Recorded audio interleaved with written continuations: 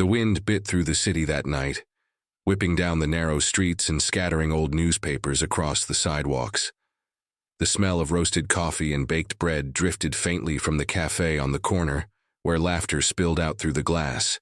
Inside, warmth glowed, a golden light over people dressed in wool coats and tailored scarves. Outside, sitting beneath the awning, a girl with tangled hair and a ripped hoodie huddled beside a battered piano.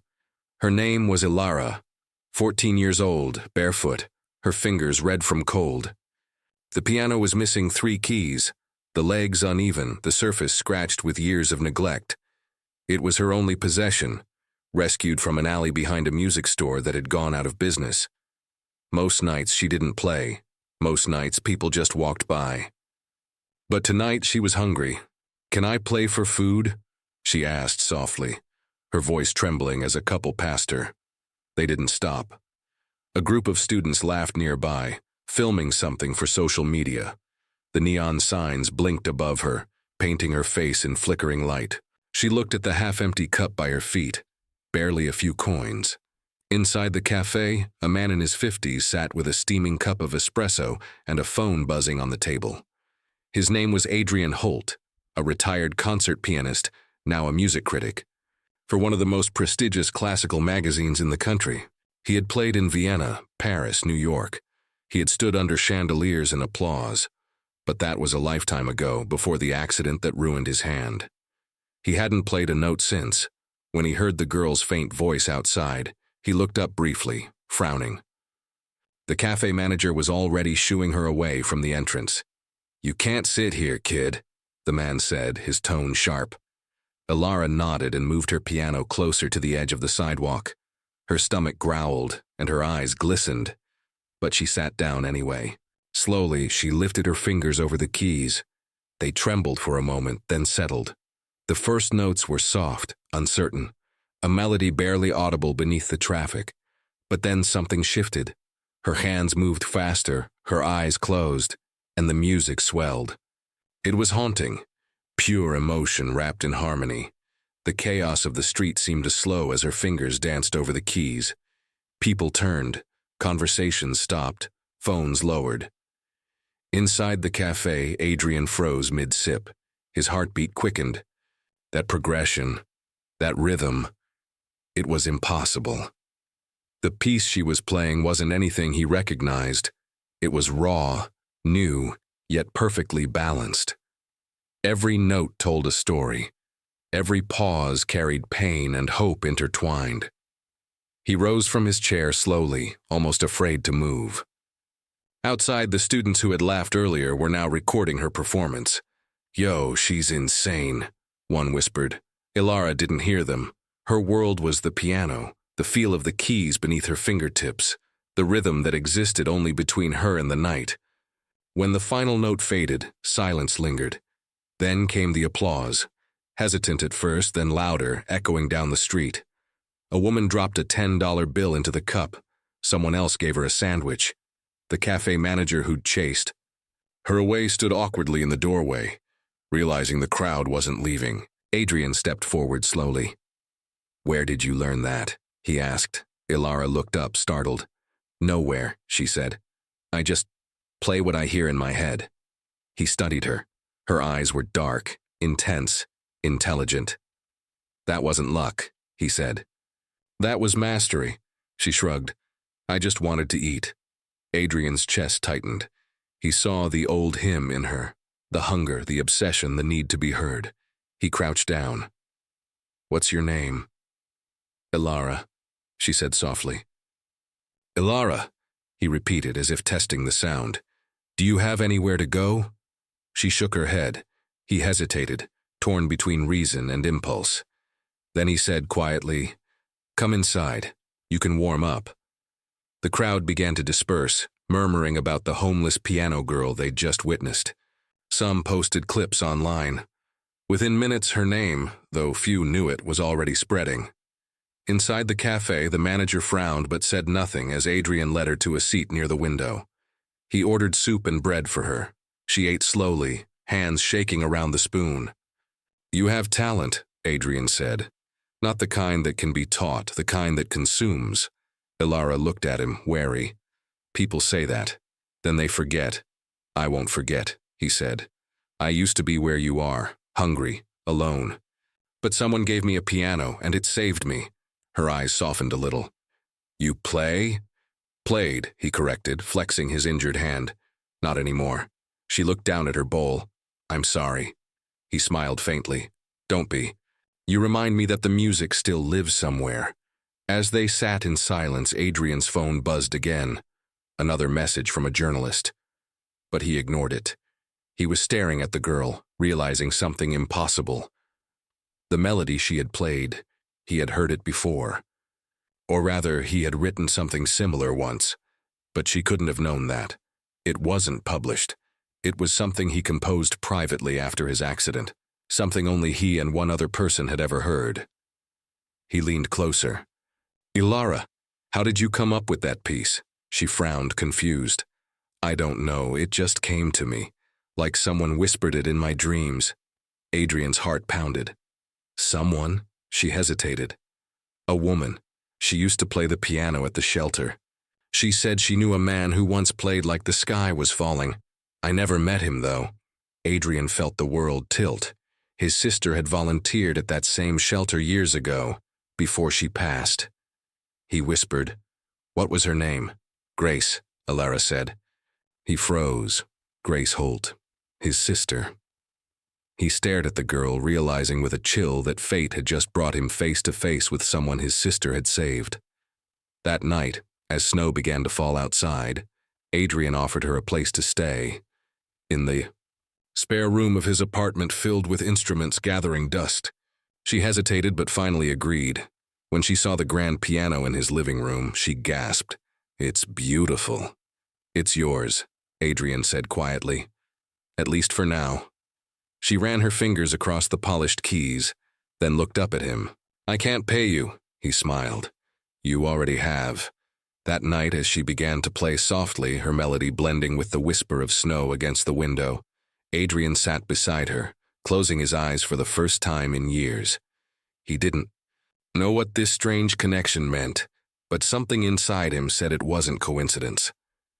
Ilara's music had the power to heal, to awaken something long buried, and as the world outside began to share the viral clip of the homeless piano girl, a quiet storm was forming, one that neither of them could yet imagine. If you're watching this story, tell me in the comments where you're watching from. Your city, your country, your heart. And don't forget to like, share, and subscribe, because sometimes the smallest voice can carry the loudest song. Snow blanketed the city overnight, muffling the sound of traffic and giving everything a kind of delicate stillness. Inside Adrian Holt's apartment, the faint scent of coffee and sheet music mingled with the quiet hum of the radiator. Ilara sat at the grand piano, her eyes closed, hands floating just above the keys. It was early morning, the gray light slipping through the curtains, and she was lost in a world only she could hear. Adrian watched her from the doorway. It had been 2 weeks since he found her outside the café, cold and hungry, playing for food. In that time, his home, once filled only with silence and ghosts, had come alive again. She practiced for hours, sometimes without stopping to eat. She didn't just play music. She breathed it. Every note was a heartbeat, every pause a whisper. He couldn't shake the feeling that fate had dropped her into his life for a reason. The resemblance to his sister's old compositions, the way Ilara mentioned Grace, the way her melodies carried the same emotional depth as his own. It was too much to be coincidence. Ilara, he said softly, do you ever write down your music? She looked up, startled. No, I don't know how. Adrian walked over and sat beside her. Then we'll learn together. For the first time in years, he laid his hand on the piano keys. His injured fingers trembled, stiff with memory. But as Ilara began to play again, he followed with his good hand, adding harmonies, light and hesitant at first, then stronger. When they finished, the room fell silent. Ilara turned toward him with wide eyes. You can play, she whispered. Adrian smiled sadly. Not like before. But maybe enough. Their lessons began that week. Each day, Ilara learned how to read music, how to translate her imagination into notation. She absorbed it quickly, like someone remembering rather than learning. At night, she wrote her own pieces on scraps of paper, taping them to the walls. One morning, Adrian received a call from a colleague, a producer at a local music conservatory. "You're still teaching, right?" the man asked. Adrian almost said no, but then glanced at Alara, her fingers moving in a blur across the keys. "Actually," he said slowly, "I have someone special I'd like you to hear." The following week, he arranged for her to play a small audition. Alara didn't want to. "They won't listen to me," she said. "They'll see my clothes, my hair, where I came from. People like that don't believe girls like me belong there." Adrian knelt beside her. "Then make them believe." The day of the audition, snow turned to sleet, and they walked through slush and wind to the conservatory. Inside, polished marble floors reflected the light of crystal chandeliers. The air smelled of old wood and ambition. Students moved through the halls with violins and sheet music in hand. When Alara sat at the piano, her knees trembled. The judges, a panel of 3 stern-looking professors, barely glanced up. One of them murmured, "Name." "Alara," she said quietly. "Piece? I wrote it myself." That earned a skeptical look. "Proceed." For a moment she froze. Then Adrian gave her a small nod from the back of the room. She took a deep breath and began. The sound that followed silenced every whisper in the hall. Her music was unlike anything they'd ever heard. Complex yet pure, like rain turning into rhythm, grief becoming light. It carried the soul of someone who had known hunger, cold, and rejection, but had chosen beauty anyway. When the final note faded, the judges didn't move. Then one of them, an older woman with silver hair, leaned forward. "Who taught you to play like that?" Alara hesitated. "No one, I just listened." The woman turned to Adrian. "You said she's self-taught?" He nodded. "Impossible," she whispered. "This level of composition at her age, it's extraordinary." They offered her a full scholarship on the spot. Adrian felt his throat tighten as he watched Alara's eyes fill with tears. For the first time in her life, someone had said yes. That night, as they walked home, she asked, "Do you think I really belong there?" He looked at her and smiled. "You don't just belong there. You were born for it." But not everyone was as thrilled. The next morning, the viral video of her playing outside the café resurfaced, this time with a cruel twist. Some commenters accused her of faking it, claiming she was a scam artist or an attention seeker pretending to be homeless. The internet did what it always did, turning beauty into battleground. Alara was devastated. She didn't leave her room for days. Adrian tried to comfort her, but nothing worked. "They hate me," she said. "They think I lied." "They don't matter," he said. "The truth will play louder than their noise." But inside, he was angry, furious that the same world that had ignored her suffering now doubted her success. Then, one evening as he scrolled through the comments, he noticed something strange. One of the usernames commenting negative things seemed familiar. It belonged to a rival critic, someone who had once tried to sabotage Adrian's career years ago. He was using fake accounts to spread rumors about Alara. Adrian's jaw clenched. He knew what he had to do. "Get dressed," he told Alara the next morning. "We're going to give them a performance they'll never forget." She blinked, confused. "Where?" he smiled. "Downtown, same cafe, same piano." That night, a crowd gathered as word spread that the homeless piano girl was returning. Cameras lined the street. News reporters hovered nearby. When Alara sat down at her old piano, still chipped and cold, she felt her heart pounding like a drum. Adrian stood behind her, hand on her shoulder. "Play like the world is listening," he whispered. She nodded and began. The first note cut through the winter air like light through fog. The melody grew stronger, wilder, unstoppable. And then Adrian joined her, playing with one good hand and one broken one, every note defying pain and doubt. Together, they played as snow fell in slow motion around them. By the end, people were crying openly. The crowd erupted in applause, not polite, but roaring, real. The next morning, the video had millions of views. The headline read, "Homeless girl and former maestro bring a city to tears." And this time, no one doubted her. But as the fame grew, so did the questions. Who was she really? And what secret tied her so deeply to the man who had taken her in? Because Adrian was beginning to realize something that terrified him. Ilara wasn't just a gifted stranger. She might be connected to him by blood.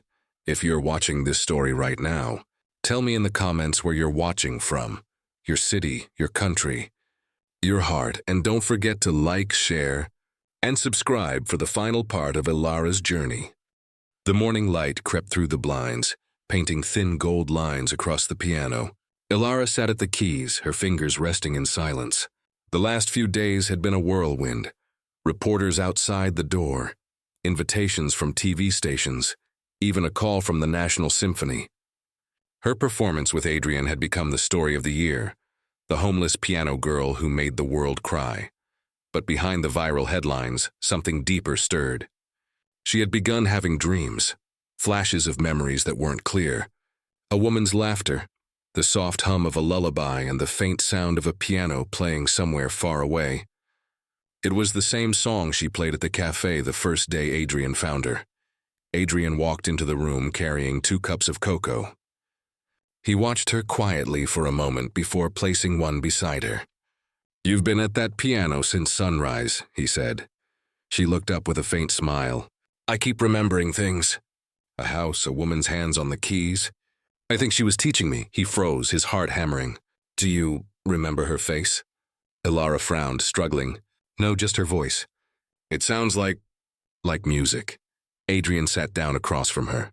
For days the thought had haunted him, growing louder and clearer. The name Grace.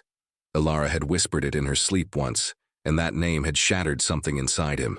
Grace was his sister, the sister he hadn't seen in 14 years. She was a pianist too, brilliant, gentle, and fearless. And she'd vanished after a car accident that supposedly killed her husband and their baby daughter. "Ilara," he said slowly, voice trembling, "can I ask you something?" She nodded. "Do you remember your mother's name?" Ilara shook her head. "No one ever told me. The people at the shelter said they found me near an abandoned house. I was about 5, he leaned forward. "Do you remember a song? A special one, maybe? The first you ever learned?" Without a word, she placed her hands on the keys and began to play. The melody was fragile, delicate, but Adrian knew it instantly. His chest tightened. It was Grace's lullaby, a piece she wrote when they were children. He covered his mouth, tears streaming down his face before he could stop them. "What's wrong?" Ilara whispered. "That song," he said. "My sister wrote it." "Grace Holt?" Ilara's eyes widened. "Grace," he nodded. "She was a pianist too. She disappeared years ago with her daughter. Everyone thought they died." Ilara's voice trembled. "Her daughter was named Ilara." The room went silent, the kind of silence that bends the air around it. Adrian felt the world tilt beneath his feet. He began, but his voice broke. She was shaking now, tears welling in her eyes. "My mom, she used to tell me stories about her brother, a man who could make the piano sound like the sky.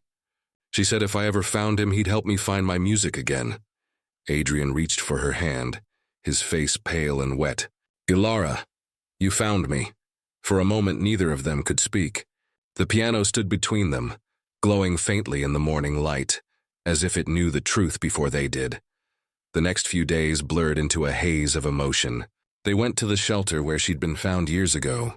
Records confirmed everything. The child's tag listed her as Ilara Grace Holt. The car crash had taken Grace's life, but her daughter had survived, unclaimed, unknown, lost in the system until fate put her on that cafe sidewalk. When they returned home, Adrian couldn't stop staring at her, the way her smile tilted like Grace's, the way she hummed when she thought. The resemblance was undeniable. They played together for hours every day, building not just melodies but a bond that filled every broken space between them. For the first time in years, Adrian felt alive, but peace never lasted long. Fame had its price. One night, Ilara received an invitation from a famous record producer named Lionel Crane. He wanted to feature her in a televised concert. The miracle girl who defied the streets. Adrian warned her to be cautious. "Crane doesn't care about you," he said. "He cares about the story." But Ilara's hope was unshakable. "If I can play for millions," she said, "maybe I can help other kids like me." The concert night arrived like a storm. The hall was filled with the glitter of the rich and the hum of cameras. Ilara stood backstage in a simple white dress, her hands trembling. Adrian adjusted her collar, whispering, "No matter what happens, play from here." He pressed a hand to her heart. When she stepped into the spotlight, the crowd quieted instantly. The first few notes flowed out soft as breath, then swelled into something vast. Joy, pain, longing, all woven together. It was the story of every night she'd spent alone, every cruel laugh, every hungry morning. The audience leaned forward, spellbound. Then halfway through, the power flickered. A single spotlight remained, casting her in pale gold. The silence deepened, no sound but her piano. And in that silence, she changed the melody. She began to play Grace's lullaby. Adrian felt his chest break open. The song filled the hall like a ghost coming home. And then softly, Alara began to sing. Her voice trembled but grew stronger with each word. "For every child who dreams in the dark, there is light in your hands. Play it loud." When she finished, the audience erupted. Not with applause, but with something deeper, awe. People stood, tears streaming, shouting her name. Cameras flashed. Adrian ran onto the stage and took her in his arms. "You did it," he whispered. "You made the world listen."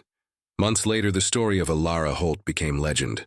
She opened a foundation for children in foster care, providing instruments and lessons to kids who couldn't afford them. The same streets that once ignored her now echoed with music. And every year, on the anniversary of that snowy night, she and Adrian returned to the café where it all began. They would play side by side, not for fame, not for money, but for memory. Because the truth was simple. She wasn't just a prodigy. She was proof that talent can survive hunger, that music can outlive pain, and that sometimes family finds its way home through the sound of a piano. If you're watching this right now, tell me where you're watching from. Your city, your country, your corner of the world. Don't forget to like, share, and subscribe, because stories like this deserve to be heard everywhere.